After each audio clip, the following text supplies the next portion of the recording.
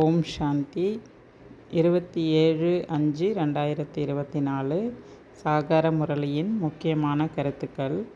பாபா சொல்கிறாங்க, இனிமையான குழந்தைகளே, நினைவிலிருந்து உணவு சமைக்கின்ற பொழுது சாப்பிடக்கூடியவர்களின் இருதயம் சுத்தமாகிவிடும். பிராமணர்களாகிய உங்களது உணவு மிகவும் தூய்மையானதாக இருக்க வேண்டும். ஏன்னா அன்னம்தான் எண்ணத்துக்கு ஆதாரம். அதனால் உணவில் ரொம்ப கவனமாக இருங்க. தூய்மையான உணவு சாப்பிட்ணுன்றார். கேள்வி: சத்தியுகத்தில் உங்கள் வீட்டு வாசலில் ஒரு பொழுதும் காலன் வருவதில்லை, ஏன்? பதில்: ஏனெனில் சங்கம யுகத்தில் குழந்தைகளாகிய நீங்கள் தந்தையின் மூலமாக உயிருடன் இருந்து இறப்பதற்கு கற்றுக்கொண்டீர்கள்.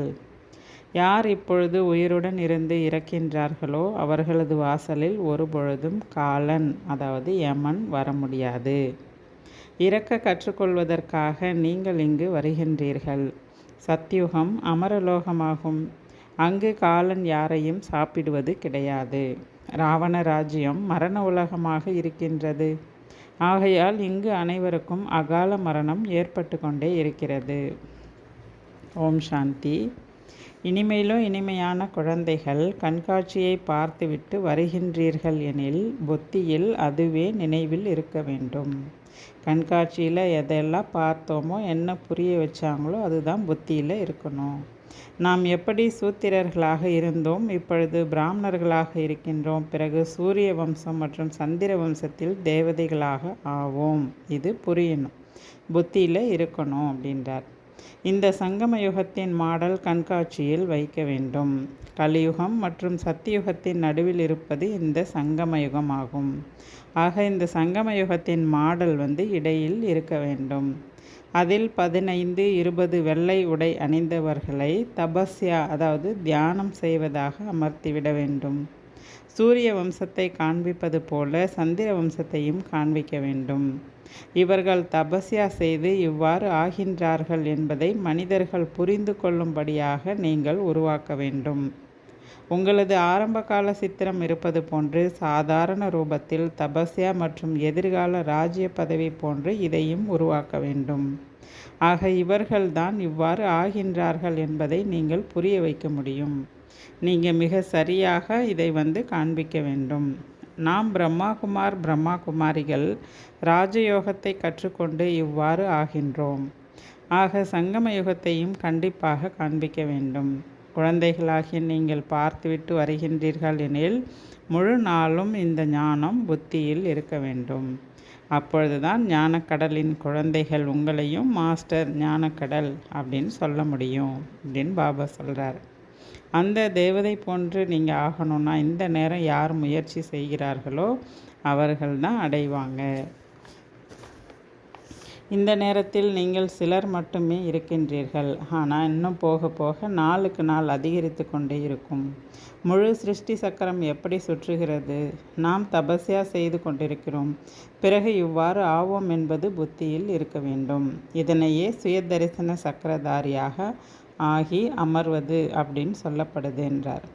ஏனெனில் முழு நாளும் புத்தியில் ஞானமும் இருக்கின்றது. நான் எப்படி இருந்தேன், இப்பொழுது மீண்டும் என்ன ஆகி கொண்டிருக்கிறேன்?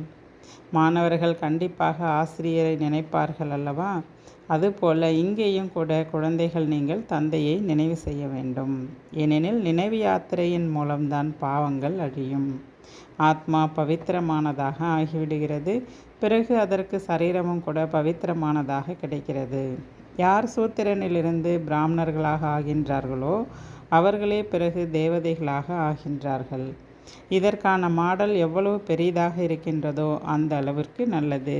ஏனெனில் இப்போ சங்கம யுகத்தில் புருஷோத்தமர்களாக ஆகக்கூடிய பிராமணர்கள் என்று தெளிவாக கண்காட்சியில் எழுதணுன்றார். இப்பொழுது தந்தை உங்களுக்கு கற்பிக்கின்றார்.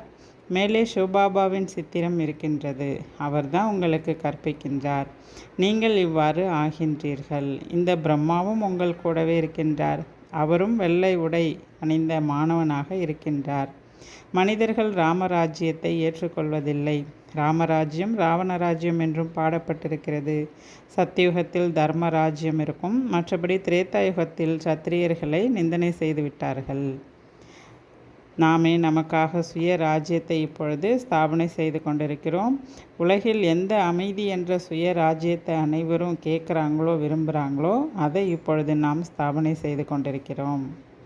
அடுத்து பாபா சொல்கிறாங்க, பாபா கண்காட்சி போன்றவற்றை பார்க்கின்ற பொழுது பாபாவுக்கு ஒரு சிந்தனை ஓடிட்டுருக்குமா, குழந்தைகளாகிய நீங்கள் வீட்டிற்கு சென்ற பின்பு இவை அனைத்தையும் மறந்து விடுவீர்கள். ஆனால் இவை அனைத்தையும் நினைவில் வைத்து கொள்ள வேண்டும். கண்காட்சியை விட்டு வெளியில் சென்றதும் முடிந்துவிட்டது என்று இருந்துவிடக்கூடாது. வந்தோம் பார்த்தோம் முடிஞ்சிருச்சுன்னு இருக்கக்கூடாது. கண்காட்சியில் உள்ள என்ன புரிய வச்சாங்க, என்னெல்லாம் சொல்லி கொடுத்தாங்க அப்படின்றதெல்லாம் புத்தியில் ஓடிட்டே இருக்கணும் அப்படின்றார். முயற்சி செய்யக்கூடிய நல்ல நல்ல குழந்தைகளின் புத்தியில் சிந்தனை ஓடிக்கொண்டே இருக்க வேண்டும். பாபாவிற்கும் கூட ஓடிக்கொண்டே இருக்கிறது இல்லையா? அதே போல் குழந்தைகளாகிய உங்கள் புத்தியிலையும் இந்த ஞானம் புத்தியில் ஓடிக்கிட்டே இருக்கணும் அப்படின்றார். அந்த மாதிரி புத்தியில் ஞானம் இருக்கும் பொழுது தான் பாபாவுடைய நினைவும் வரும், முன்னேற்றமும் ஏற்படும். அப்போ தான் சதோ பிரதானம் ஆக முடியும். அப்படி சதோ பிரதானம் ஆக முடியலை அப்படின்னா சத்தியுகத்திற்கு செல்ல முடியாது அப்படின்றார். ஆகையால் தன்னை நினைவு யாத்திரையில் உறுதியாக வச்சுக்கோங்க அப்படின்னு பாபா சொல்கிறாரு.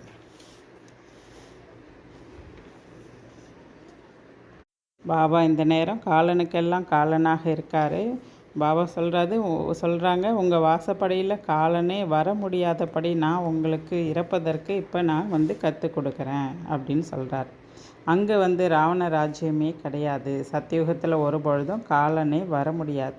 அதுதான் அமரபுரி அப்படின்றார். பாபா உங்களை அமரபுரிக்கு எஜமானர்களாக ஆக்குவதற்காக வந்திருக்காரு.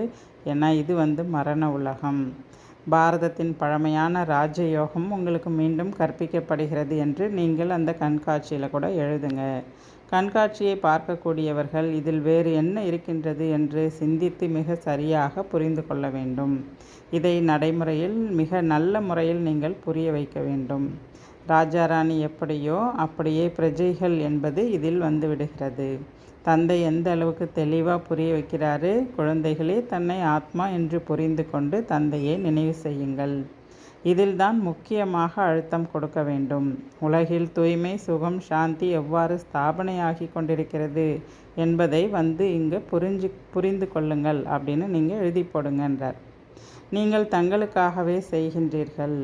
எந்த அளவிற்கு முயற்சி செய்கிறீர்களோ அந்த அளவிற்கு பதவி கிடைக்கின்றது. அதுவும் வரிசை கிரமமாக கிடைக்கிறது. வரிசை கிரமம் எவ்வாறு ஏற்படுகிறது என்பதையும் கூட நீங்கள் இந்த கண்காட்சியில் காட்டுங்க. பிரஜைகளை கூட வரிசைப்படுத்தி காட்டுங்க. செல்வந்த பிரஜைகளையும் காட்டுங்க. 2ஆம் நிலை 3ஆம் நிலை பிரஜைகளையும் காட்டுங்க அப்படின்னு சொல்கிறாரு. மிக நல்ல முறையில் புரிந்து கொள்ளும் அளவிற்கு மிக சரியானதாக உருவாக்குங்க. முயற்சி என்பது செய்தே ஆக வேண்டும். ஏன்னா நேரம் ரொம்ப குறைவாக இருக்குது. இந்த ஞானம் உங்களுக்காகவே இருக்கின்றது.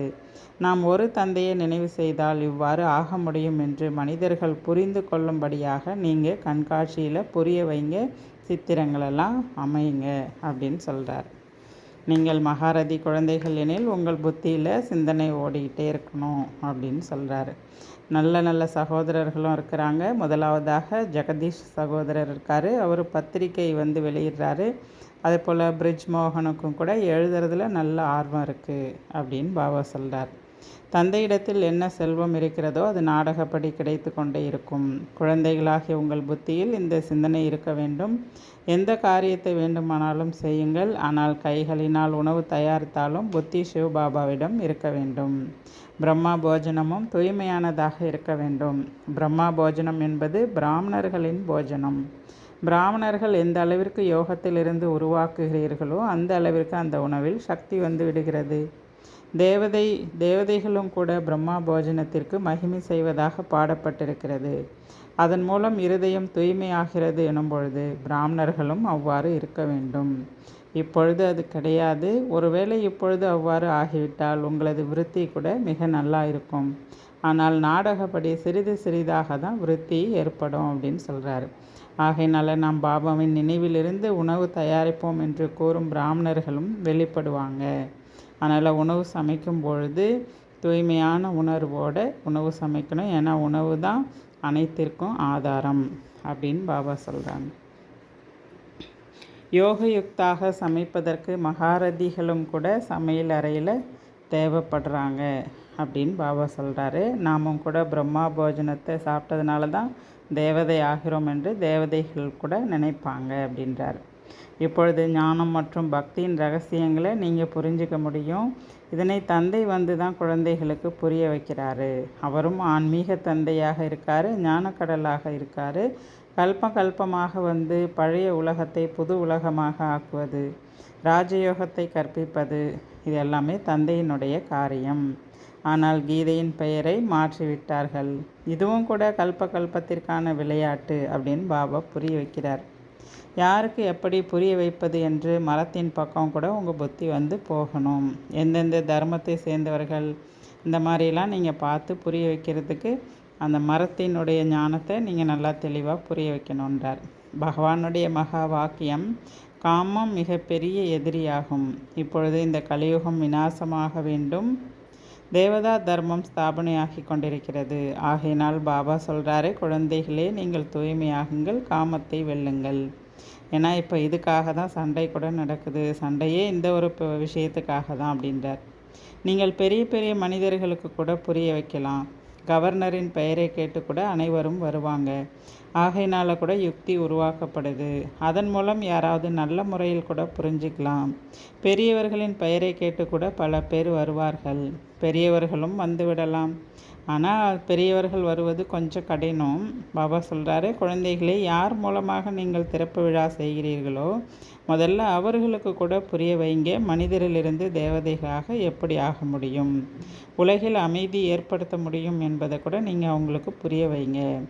சொர்க்கத்தில்தான் உலகில் அமைதி மற்றும் சுகம் இருந்தது. இவ்வாறெல்லாம் நீங்கள் சொற்பொழிவு செய்யுங்கள். மற்றும் செய்தித்தாளில் வெளிவரும்பொழுதுதான் உங்களை தூங்க விடாத அளவிற்கு பல பேர் வந்துடுவாங்க. அந்த நேரம் நீங்கள் தூக்கத்தை கூட விட வேண்டியிருக்கும். சேவையின் மூலம் மற்றும் யோகத்தின் மூலம் உங்களுக்கு பலமும் கிடைச்சிரும்.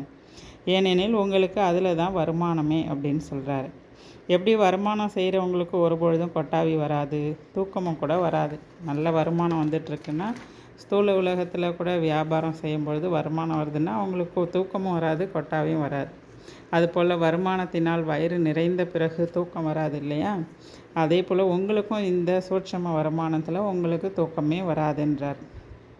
இதுவே நிரந்தரமாக ஆயிடும். நீங்களும் மிகப்பெரிய வருமானம் செய்கின்றீர்கள். ஆனால் திவாலானவர்கள் தான் கொட்டாவி விட்டுட்டே இருப்பாங்க. யார் நல்ல முறையில் புரிந்திருக்கிறார்களோ, நினைவில் இருக்கிறார்களோ அவர்களுக்கு கொட்டாவி வராது. ஒருவேளை சொந்த பந்தங்களில் நினைவு வந்து விட்டால், சொந்த பந்தங்களினுடைய நினைவு வந்துடுச்சுன்னா அவங்களுக்கு கொட்டாவி வந்துக்கிட்டே இருக்கும். இதுதான் அடையாளம், தெரிஞ்சுக்கங்க அப்படின்னு சொல்கிறாரு. சொர்க்கத்தில் உங்களுக்கு ஒருபொழுதும் கொட்டாவி வரவே வராது. தந்தையின் ஆஸ்தியை அடைந்து விட்டீர்கள் எனில் அங்கு தூங்குவது, அமருவது, எழுந்திருப்பது எல்லாமே நியமப்படி நடக்கும். ஆத்மா மிக சரியான லிவர் கடிகாரமாக ஆயிடும். இப்பொழுது சிலிண்டர் கடிகாரமாக தான் இருக்குது. ஆனால் ஆத்மா வந்து லிவர் கடிகாரமாக ஆகணும். அதுவும் கூட சிலரால் தான் ஆக முடியுதும், சிலரால் வந்து ஆக முடிவது இல்லை அப்படின்னு சொல்கிறார். நல்லது. தாரணைக்கான முக்கிய சாரம். முதல் பாயிண்ட், பந்தனத்திலிருந்து விடுபட்டவர் ஆவதற்கு அல்லது சுய முன்னேற்றம் செய்வதற்காக புத்தியை சதா ஞானத்தினால் நிறைத்து வைத்து கொள்ள வேண்டும். மாஸ்டர் ஞானக்கடலாகி சுய தரிசன சக்கரதாரியாகி நினைவில் அமர வேண்டும். ரெண்டாவது பாயிண்ட், தூக்கத்தை வென்றவர்களாக ஆகி நினைவு மற்றும் சேவையின் பலத்தை சேமிக்க வேண்டும். வருமானம் செய்வதில் ஒருபொழுதும் சோம்பல் ஏற்படக்கூடாது, தூங்கி வழியக்கூடாது. வரதானம், உலகில் தெய்வீகமான குடும்பத்திற்கு அன்பின் விதைகளை விதைக்கும் உலக சேவாதாரி ஆவீர்களாக. வரதானத்தின் விளக்கம், தாங்கள் உலகத்தின் சேவாதாரி குழந்தைகள். உலகில் தெய்வீகமான குடும்பத்திற்கு, அதாவது ஆன்மீக குடும்பத்திற்கு அன்பு என்ற விதையை விதைக்கின்றீர்கள். நாஸ்திகர்களாக இருப்பினும் ஆஸ்திகர்களாக இருப்பினும் அனைவருக்கும் அலௌகிகமான அல்லது தெய்வீகமான அன்பை பலனை எதிர்பாராத அன்பாக அனுபவம் செய்ய வைப்பதுதான் விதை விதைப்பது ஆகும். இந்த விதை தானாகவே சகயோகியாக மாறுவதற்கான மரத்தை உருவாக்கிவிடும் மற்றும் சரியான நேரத்திற்கு சகஜமான யோகி ஆவதற்கான பலனையும் தென்பட வைக்கிறது. சில பழங்கள் மிக விரைவில் சரியான சமயத்தில் பழுத்துவிடும். ஆகையினால நீங்கள் அன்பின் விதையை விதைங்க. அதுவும் எதிர்பார்ப்பில்லாத, பலனை எதிர்பார்க்காத அன்பை அனுபவம் செய்ய வைங்க. அதுதான் விதை விதைக்கிறது அப்படின்றார். ஸ்லோகன்: பாக்கியத்தை வழங்கும் வள்ளல் பாபாவை தெரிந்து கொள்வது, அறிந்து கொள்வது மற்றும் அவரின் நேரடியான குழந்தை ஆவது, இதுதான் மிகப்பெரிய பாக்கியம் ஆகும். நல்லது. ஓம் சாந்தி.